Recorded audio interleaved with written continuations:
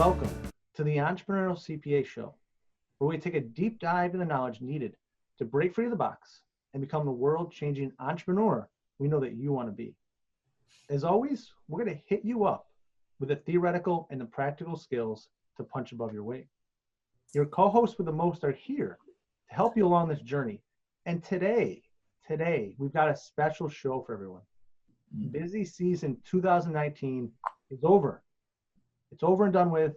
It's time to enjoy. It's time for a change. And that's why we're here with this special episode brought to you by the National Association of Certified Valuators and Analysts, NACVA for short. All right, for the past 30 years, they've helped thousands of CPAs establish their authority in matters of value so they can become today's financial super consultants. And come on, I know we all want to become super consultants. I know Dr. Sean's a big superhero fan, so you can ask him about that later. I am, absolutely. On today's show, we're going to ask a simple question, very relevant this time of year. Are you tired of taxes, right? And to answer that, we're joined by two special guests. You might see them on the screen. We have Hubert Klein, partner and practice leader for the Financial Advisory Services Group of Eisner & Amper, and also Rebekah Smith, Director of Forensic and Dispute Resolution Advisory Services, it's a mouthful, at GBQ Consulting. Two outstanding members of the NACVA who both grew tired of taxes and now have amazing careers. Now, before we hear from our special guests, how they're able to transform their careers through their membership with the NACVA, Dr. Sean, as always, kick us off with your theoretical insight. Awesome, Garrett. Thanks for that. And really sort of the whole pivot from tax and audit and the compliance point of view to more of a advisory role is obviously a topic that the two of us always, talk about, right? But it's always good to hear from individuals who actually have done that pivot in their careers, right? Because each person is different, each firm is different, and each pivot out of this tax and audit box into the much bigger box of advisory service offerings is always going to be different. So it's always great to, one, sort of get it from a big picture point of view, but to also be able to hear sort of on the ground stories, and our two panelists here today do have those really sort of tangible stories with examples and the ups and downs that always come with this shift. So I'm going to pitch it to our first panelist up. Okay, great. Well, thanks so much, you guys. Appreciate the opportunity to come in here and talk a little bit about, what's exciting to me about sort of having made that pivot away from taxes. And for me, it was truly a pivot away from taxes. I started my career in a small firm in Northwest Ohio, Toledo, if anybody's familiar with Ohio. And I had done an internship in college in industry, and I kind of had entered into this public accounting field thinking that I would spend a couple of years and then I was going to go back to industry. And I started doing sort of traditional accounting stuff, taxes, some audits, some reviews. But the firm that I joined, the managing partner, he was a member of NACVA. He and another partner in the firm. And they were doing a lot of valuation work and a lot of litigation support work. And it was something that really intrigued me. I had always sort of toyed also with the idea of going to law school. So I would see them doing this consulting work and working with lawyers. And I thought, wow, that looks really interesting. And probably a year or two into my career, I expressed some interest to them that I would like to get involved with it. And I feel very fortunate that their answer was yes, because that was an incredibly pivotal point in my career. Because as I got more and more involved in those types of matters, first kind of just doing some of the blocking and tackling on the cases, like here, go enter this number in a spreadsheet, and then getting to do more of the heavy lifting, I realized that it was really where my passion lie in the evaluation and litigation consulting. And they also made a really big investment in me early in my career by sending me to NACVA's valuation training. I was thinking about this, that was 22 years ago. And it was about a year and a half, 2 years in my career. And that, was sort of a game changer for me and sort of solidified the path that I wanted to take. I spent 8 years at that firm. It's a fantastic firm. I got such a great breadth of knowledge from it because I did taxes and audits and valuation and litigation work. But about 8 years into my career, I was a little bit concerned that I was a bit too much of a generalist. And I thought the tides of our industry were turning more towards consulting and more towards being a specialist. And so 16 years ago, I moved to Columbus, Ohio, and joined GBQ with the intention of building and growing a valuation forensics practice at GBQ. We had a very well-established valuation practice when I joined the firm, but not as much forensics and litigation, which is, basically just a derivative of valuation. You kind of take those valuation skills and apply them differently. And the other thing that was very exciting to me about making that move is GBQ is very much an entrepreneurial firm. And so I really had the ability to build my own practice. Yeah, entrepreneurial firm. Yeah, I really had the ability to build my own practice within sort of the safety net of a larger firm. They had historically invested in a valuation practice and a state and local tax practice and IT services. And so it was a really exciting place to come and feel very supported and that the firm was going to make that investment and give me that runway because, frankly, these practices can take a long time to build them. And you've got to have some patience and perseverance. And so here we sit 16 years later, and I have a dedicated team of 4 people. And then we flex, which is the greatest part of being part of a bigger firm is we need them. We flex into the rest of the firm and borrow people as projects come up. So it's been a great path for me. I remember thinking at some point during one of my tax seasons, thinking like, I can't do this forever. I can't do this January through April grind forever. And so this is kind of my way out, and it would very much turned out to be a very good way out. Yeah, and I think that's where a lot of people have that same moment. I can't do this forever. And you hit on so many key points there of, you felt the tidal wave coming of the change. You see that entrepreneurial shift, and you want to add more value to the people you worked with. So that's great. I would assume you feel like, could you have done this pivot without working with the NACVA? No, the NACVA was really critical. I was trying to build my practice at a pretty early age, and trying to convince people that with less than 10 years of experience under my belt that I was, good enough, had enough experience, etc. What NACVA did for me is just beyond the credentials. I raised my hand pretty early in my relationship with NACVA and said, I'd like to get involved. And they said, great. And so they got me on committees. They eventually let me teach. I got on boards. And so to be able to talk to primarily attorneys, right, hiring me for valuation or litigation projects and say, I'm on a national board. I teach nationally. I'm on these national committees.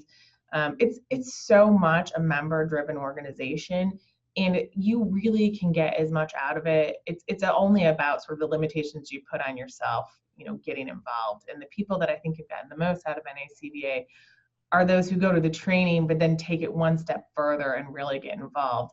And then the other sort of safety net of NACVA is this amazing group of professionals you start to become friends with. Hubert's nodding because I'm sure, Hubert and I have both done the same things over the year. You have a problem, no one in-house can help you. You pick up the phone and you've got, basically all of this expertise within your reach. Perfect. And I see Hubert nodding like crazy. So Hubert, let's hear from you. Kind of what was your journey of being tired of taxes? And it sounds like you've got an amazing career with an amazing firm of Eisner and Amper. Well, first I have to start off by saying my career trajectory is not unlike Rebekah's. I think a lot of people who morph into this area have the same or similar story. I started in traditional accounting and tax and audit work. However, at the same time, one of the senior partners at the firm I was working at did some litigation work. So while he was doing that work and I was doing the accounting and tax, I kind of became a dabbler to help him out on his projects and jobs. So I had early exposure, but it wasn't somewhere where I saw myself going as a career at that point in time. This is back in the mid-'80s. A few years in, after doing accounting and tax work and doing some of the litigation and valuation work, I read an article in the Practical Accountant that talked about a new organization and where they were, the NACVA. So as I read the article, I found out more. we really couldn't go online then because that was all in its infancy. So we figured out, let's go look and see what's out there. And that was in the early 90s. You know, you still had to use the dial-up bing, bing to get onto the internet.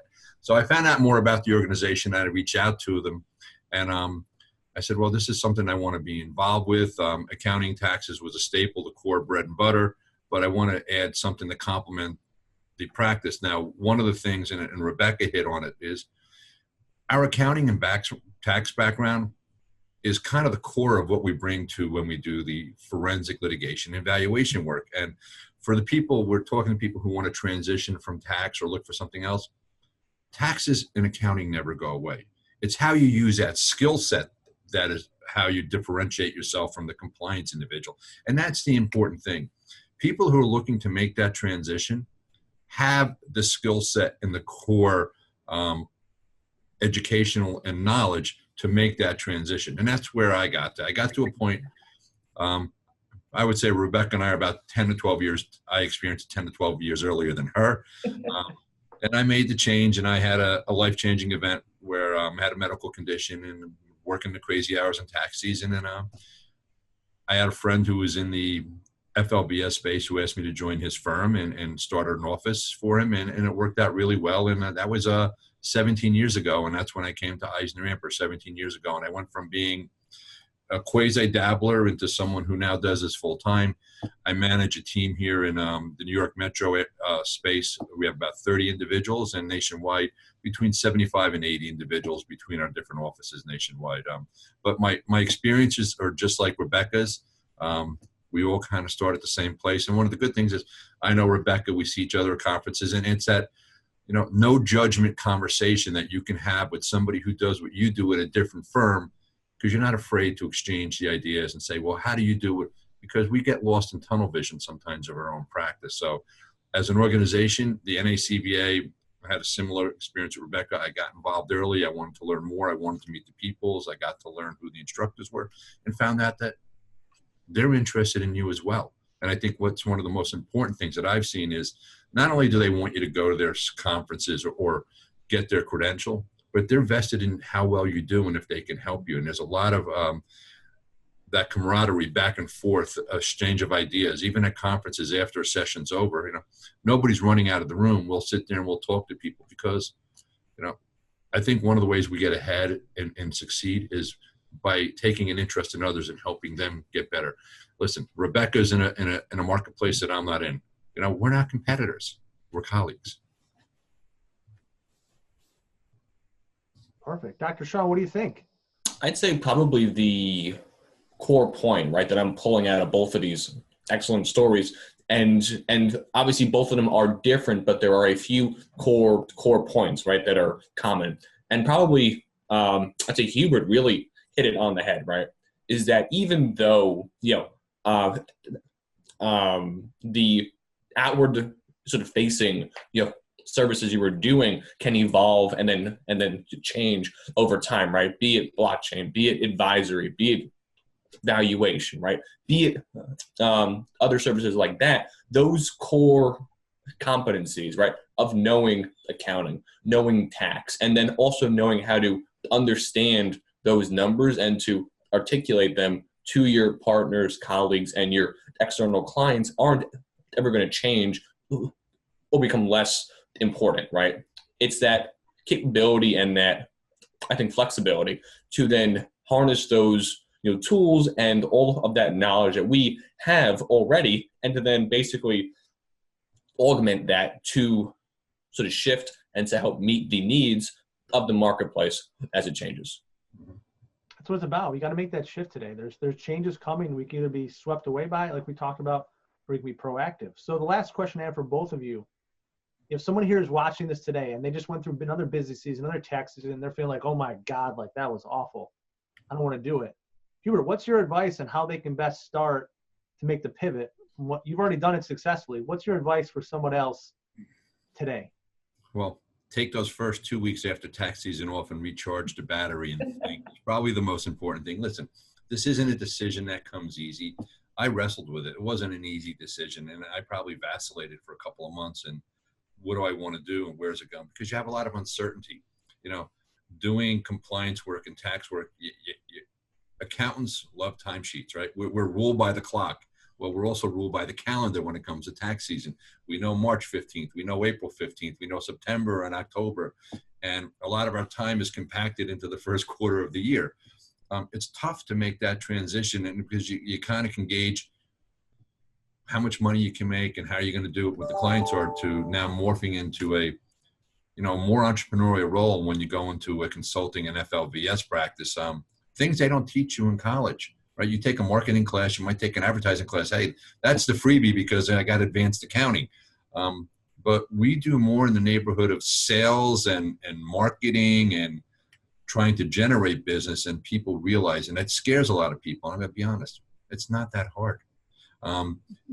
The doubts that a lot of people have when they want to make this transition is the doubt in themselves, not the doubt that others have in them.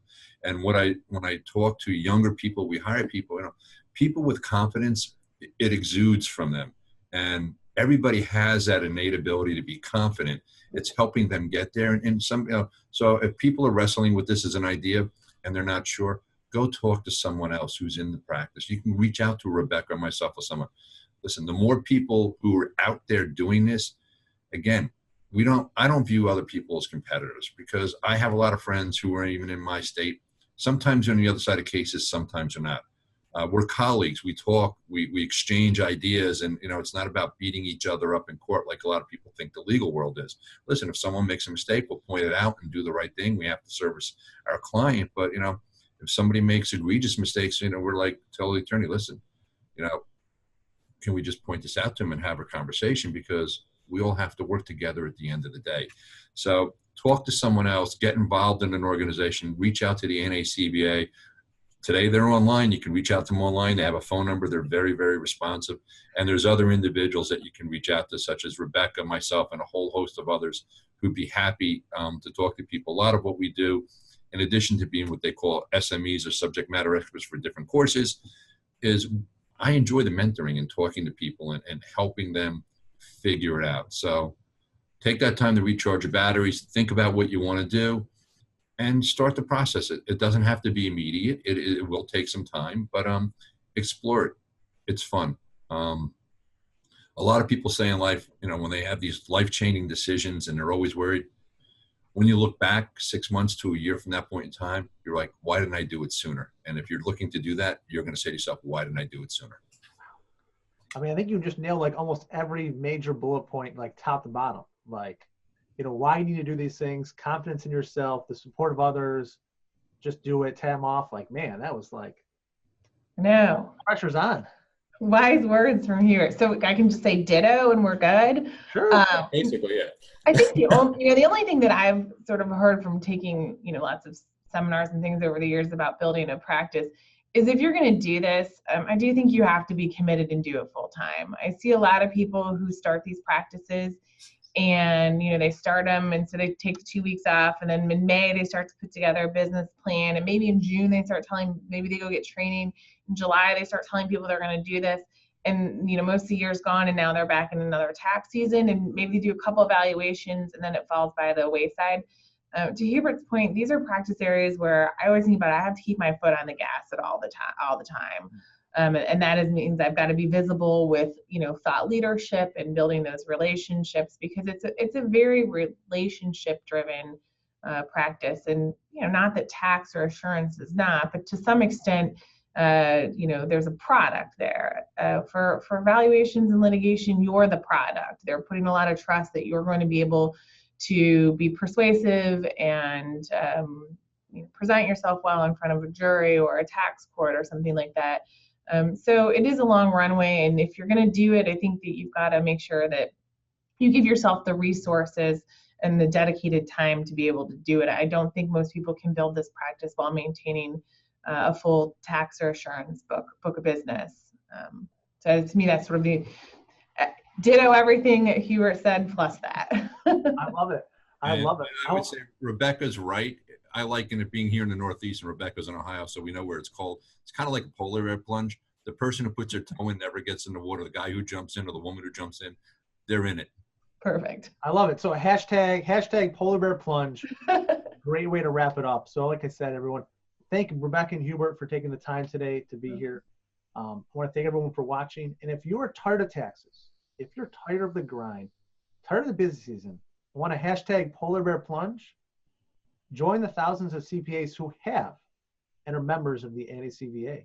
Transform your financial consulting career with what is the most widely recognized business valuation credential, the Certified Valuation Analyst. To learn more about the CVA Business Valuation Credentials and Training, visit the website listed below, and you can enter a special discount code C3BV for our special Entrepreneurial CPA Show offer. Start your path today to becoming a super consultant. As always, we challenge you today, take action to change the world and invest in yourself.